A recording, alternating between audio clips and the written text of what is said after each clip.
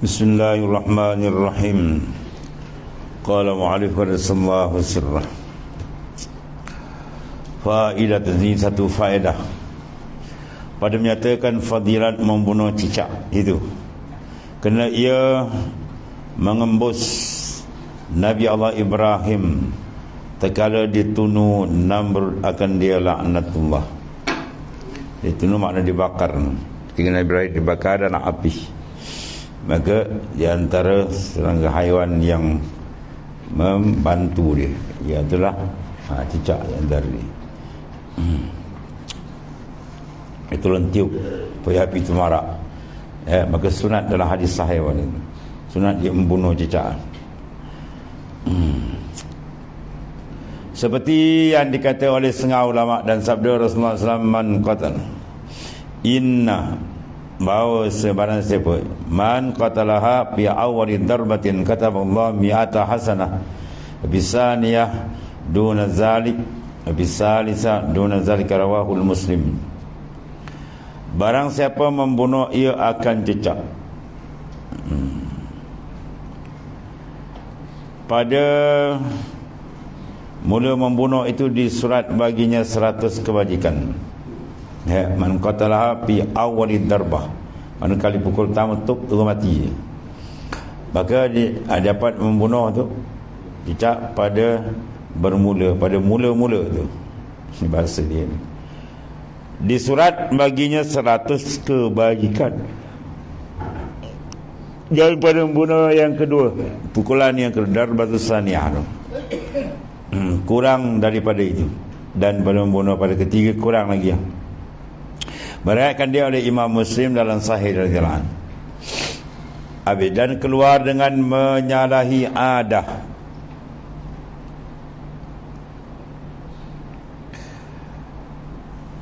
Yang tiada menyalahi adat, bahawasanya bersamaan padanya yang benar dan yang dusta.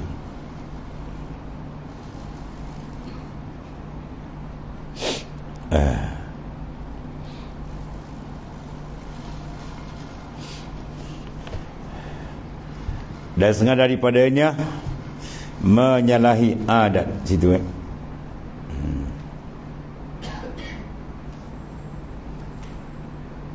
Dan keluar tu, dan keluar dengan kata, keluar masa apa, tidak termasuk dalam mana kata dengan menyalahi adah, perbuatan menyalahi kebiasaan.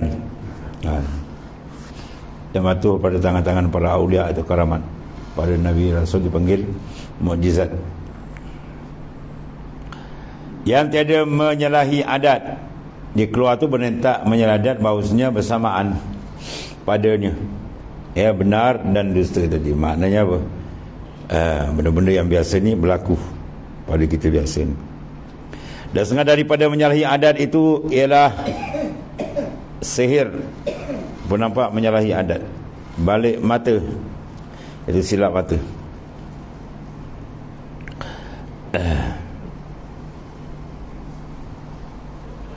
Dan lain daripada yang keduanya.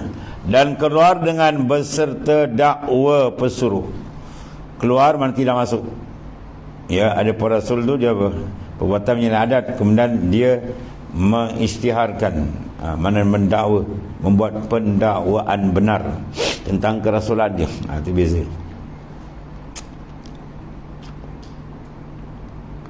Allah.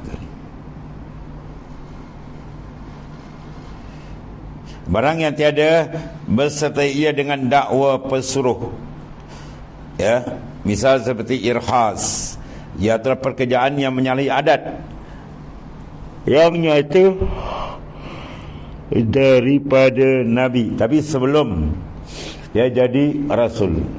Umpama awan memayungi baginda SAW ketika pergi di Busra, menemankan pak saudara dia.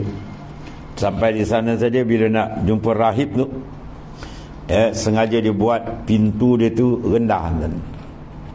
Kalau kita kata lebih kurang 4 kaki tu. Jadi orang nak masuk kena tunduk.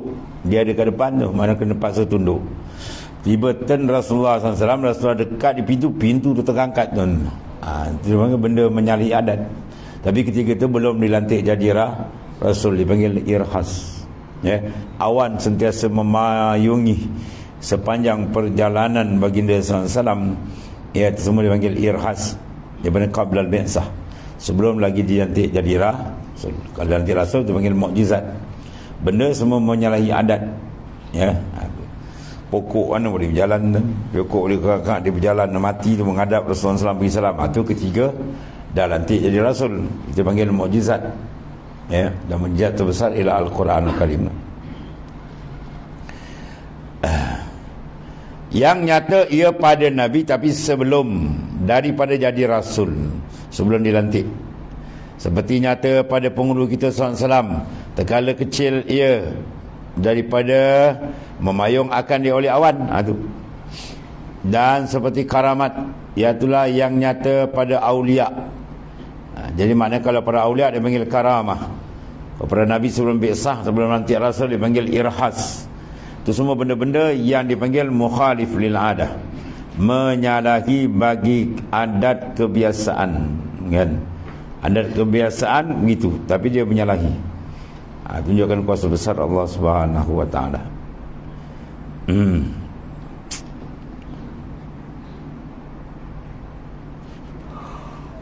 Ya Allah. Dan keluar dengan kata tiada dapat melintangikan dia, bahawa mengata ia alamat akan pesuruh. Demikian maka melintangi seorang akan dia dengan seperti yang demikian itu. Tidak siapa boleh melintangi hujan dibawa oleh Nabi dan Rasul. Dan ketahui ilmu bahawasanya perkataan ini, bahawa pekerjaan yang menyalahi adah itu dengan tiga perkara. Yang pertama mukjizah, benda yang melemahkan hujah orang kafir. Yang kedua dipanggil irhas, dan ketiga dipanggil karamah kepada aulia. Kemudian kata setengah mereka itu, kata bahawa pekerjaan yang menyalahi adat itu 8 perkara. Pertama mukjizah, iaitu yang menyatakan sekalian Nabi yang mursal. Ya, mukjizat tu maknanya Nabi pun mengaku kerasulan dia yang dilantik oleh Allah Ta'ala. Yang kedua dipanggil irhas, benda yang nyata pada sekalian mursal, pada ketika belum lagi ia jadi rasul, pada segala rasul-rasul alaihi wassalam. Tapi sebelum dia jadi rasul itu dipanggil irhas. Benda sama je menyalahi adah, ya. Dan ketiganya karamah, iaitu yang nyata pada aulia. Jadi jalan atas boleh terbang macam ni.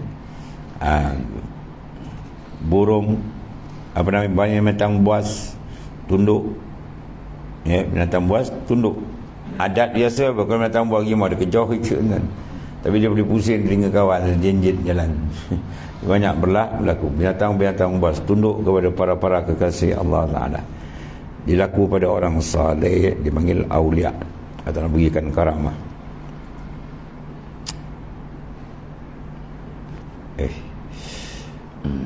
Dan makna aulia illah, aulia itu sama daripada waliyin, wali aulia, kekasih Allah Ta'ala itu, iaitulah orang yang mengerjakan suruh Allah Ta'ala, mana yang melaksanakan perintah dengan menjauhkan maknanya mana tadi, mengerjakan suruh Ta'ala dan menjauhkan larangannya. Itu maknanya disuruh dibuat, dilarang ditinggalkan, dan mengetahui akan sekalian yang halal dan yang haram. Mana benda-benda berkaitan dengan hukum halalan semua ditahu, sebab dia nak menyampaikan daripada perkataan dan perbuatan dan iktikad, dan makanan dan minuman dan pakaian dan pendengaran, penglihatan dan pencium dan penjabatan penyentuh dan perjalanan dan pengeras dan penidur, ya, dan lainnya daripada kelakuan dan berperangai pula segala perangai yang baik dan meninggalkan dunia melainkan sekiranya hajat yang tunai, yang segera inilah. Itu yang antara sifat para awliya. Ya. Dan selama-lamanya musyahadah dan muraqabah kepada Allah Ta'ala. Itu pakaian para awliya. Artinya dia sentiasa syuhud akan Allah Ta'ala. Ya.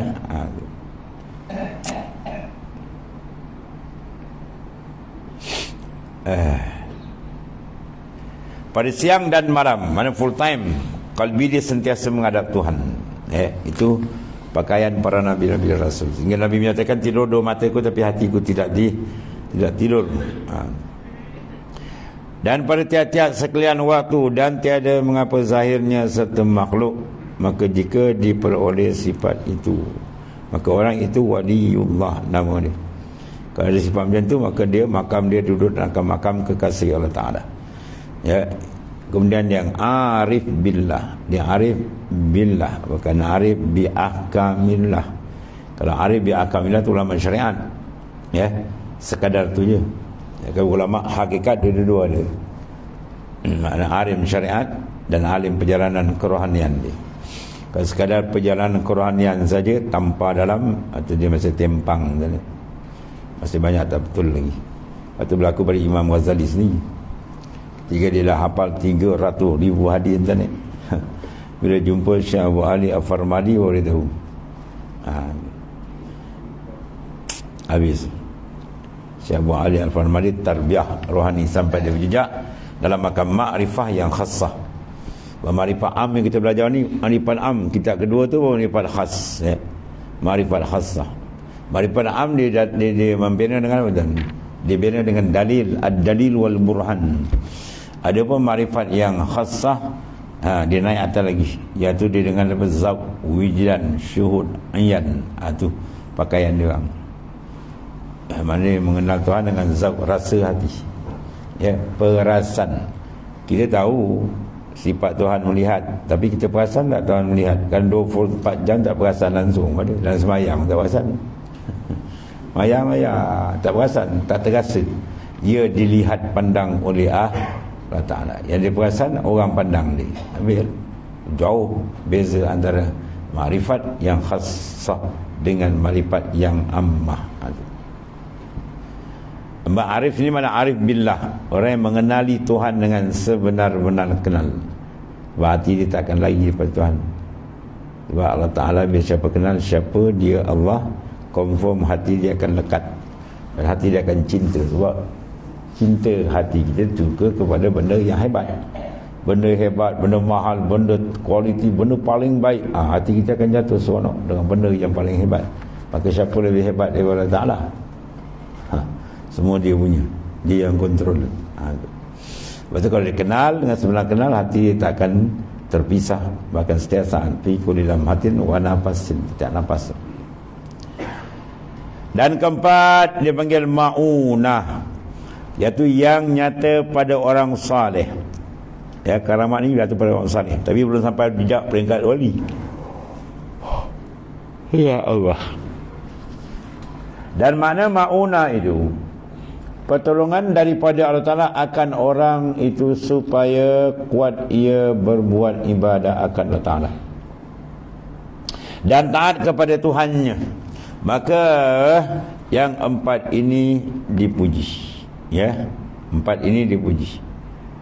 Ma'unah, apalagi karamah, irhas, dan juga mukjizat paling tinggi. Kemudian kelima, ini tak boleh. Ini benda cari adat juga Tuhan luluskan, tapi dia membawa kepada sesat, sihir.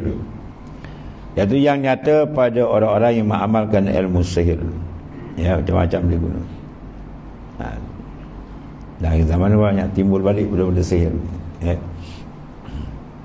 Benda tu ada, zaman Rasulullah pun ada. Tapi yang kita i'tikad dia memberi kesan. Yang memberi kesan semua ialah Allah Ta'ala. Tunggal. Sihir itu sebagai sebab je. Habis. Keenam, istidraj. Ini yang paling takut ni, permuaan. Iaitu nyata pada orang kafir dan muslim yang fasik. Istidrak di mana apa? Permuaan. Tuan ulu sebab orang kapi banyak tak dapat. Ya. Kapi semayang tidak memang tak semayang dia kapi, tapi dia punya perusahaan masalah, ya. Itu tuan istidrak, tuan lambat. Lepas tu dia sentap je besok. Dia kita memancing ikan lah tadi. Bila ikan tu terik sikit, kita tak tentak, kita ulur lagi. Dia terik, kita ulur lagi. Lelah dia punya apa, mata pancing masuk dalam perut. Itu kalau dia sentap, insyaAllah tergantung dua tu. Ya, itulah tuan ulur. Dia leka lagi semayang tidak tuan ulur lagi. Wah, kaya. Habis keluar pula kadang ucapan bodoh ni.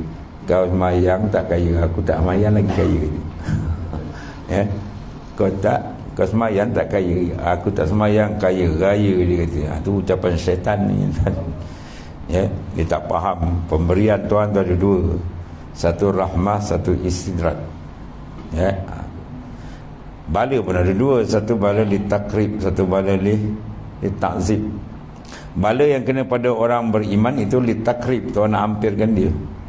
Dengan sebab dia kena bala tadi, ujian, susah mencari makanan misalnya kan, Tuhan hapuskan dosa dia. Inna minaz zunubi zunuban la yukaffiruha as-salah wa siyam wal hajj yukaffiru al-humum bi talabi ma'isha. Ada setengah daripada dosa ni dia tak tanggal tadi.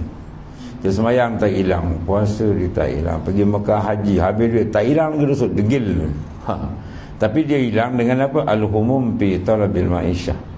Dengan susah dia mencari rezeki Tuhan uji. Kais pagi makan pagi, kais petang makan petang. Dosa dia lah tu semua Tuhan hapuskan. Ada tentu pula. Ya. Jadi maknanya zahir dia susah, dia kena uji, tapi hakikatnya Tuhan angkat martabat dia. Itu maknanya pemberian kepada orang beriman tadi dalam bentuk maknanya bala dua. Untuk ditakrib, untuk hampirkan dia. Ada orang kafir lah, kalau Tuhan kena dia bala, memang Tuhan seksa sebelum dia dihumban ke neraka. Pemberian begitu juga. Sebab tu bila datang nikmat kepada kita, kita kena tengok tuan-tuan. Dan kita pakai seronok je. Tengok ke mana kalbi dia. Makin dekat ke Tuhan kan makin jauh. Ya, kalau dulu rajin surah masjid, tiba-tiba dah banyak kerja, banyak dapat ni tu, dan lari-lari. Jangan tu. Itu istidrat takut tu. Sebab para awliya banyak cerita dia. Contohnya dia berniaga satu hari dia untung 500 misalan dia kan. Malam ibadat dia cantik, tahajud tak tinggal, Quran dia baca, zikir, semayang dan sebagainya. Tiba satu hari jam malam tu semayang tahajud tak ada, bangun pun dah lewat, Quran tak baca, maknanya apa? Merudum dia jatuh. Tiba-tiba dia berniaga, itu dia dapat untung 1,500. Ya, biasa tu dapat 500, hari ni 1,500 dia untung. Lebih tambah pula 1,000. Maka dia tak berani ambil. Dia tak berani ambil, dia takut istidrat. Sanastadrijuhum min haitsu la ya'lamun. Selagi Allah Ta'ala murka mereka dalam keadaan tak perasan. Jadi dia ambil yang biasa untung 500, yang 1,000 lagi dia pergi bagikan bagi miskin. Dia tak kata haram dah tu, tapi takut istidrat. Istidrat dia makan dalam dan dia bahaya. Kalau kita tak perasan, leka. Buat ukuran tengok kalbi kita, dia makin dekat ke makin jauh dengan Allah Subhanahu Wa Taala. Sihir, kemudian istidrat. Dan makna istidrat iaitu pekerjaan pada sangka orang itu baik, padahal membawa taulannya itu ke dalam neraka wal a'yazubillah. Nampak bagus, cantik kan rupa, dalam rosak. Allah. Yang ketujuh, syu'urah, itu apa dia nyata pada orang yang bermain balik mata, silap mata. Itu semua tak dipakai. Yang ke-8, ihanah, iaitulah yang nyata pada orang yang dusta, seperti Musailamatul Kazzab. Musailamah Al-Kazzab, yang lampau pembohong ni. Itu kena pelik-pelik berlaku. Itu semua dipanggil apa? Sengaja daripada pembuatan Tuhan. Musailamatul Kazzab alaihi la'natullah, tadi laknat Tuhan. Dan ceritanya Musailamatul Kazzab itu satu masa dengan penghulu kita, ya Rasulullah SAW. Maka dia dengar khabar penghulu kita mengembalikan akan mata Qatadah ketika kena anak panah. Dalam peperangan mata Qatadah kena terkeluar tu mata anak panah. Rasulullah ambil mata tu, Rasulullah bacakan doa, masuk balik. Rasulullah sapu je lebih terang dari asal. Itu semua mukjizat. Ya, mata terkeluar kena panah main tu. Kalau kita habislah tu betul. Rasulullah masuk balik. Jadi bila berlaku begitu, mengembalikan balik mata Qatadah ketika kena anak panah, maka keluar biji matanya, terkeluar jojol. Maka didengar khabar, ya, penghulu kita mengembalikan mata Qatadah ketika kena anak panah, maka keluar biji matanya, maka pergi ia pada penghulu kita sallallahu alaihi wasallam, maka kembalikan ia akan matanya dengan tangannya yang mulia, maka tiba-tiba terlebih baik dari yang dahulu, lebih terang lagi, ya, lebih terang daripada yang dahulu. Kemudian dan Musailamatul Kazzab hendak mengembalikan sahabatnya yang buta. Sahabat dia ada buta sekarang, dia pun nak tiru juga pada mengaku Nabi. Ya, dia buta sebelah, maka tiba-tiba buta kedua belah, lagi teruk. Ya, dia nak sapu macam Nabi di sebelah, dia tak dua kali buta. Ya, tuan ihad, tuan hinakan dia. Dan iaitulah kehinaan, ya, kerana makna ihana itu ialah kehinaan. Maka yang empat ini dicela oleh syarak, wallahul muwaffiq a'lam.